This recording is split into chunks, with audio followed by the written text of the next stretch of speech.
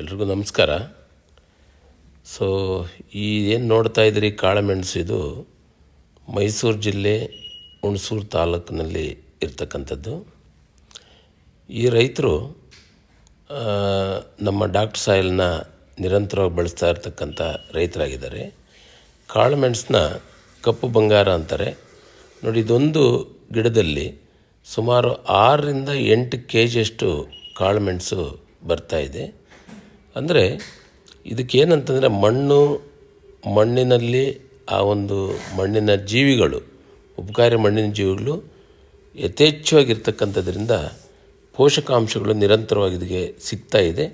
ಉತ್ಕೃಷ್ಟವಾಗಿ ರೋಗರಹಿತವಾಗಿ ಇವತ್ತು ಈ ಮೆಣಸು ಬರ್ತಾಯಿದೆ.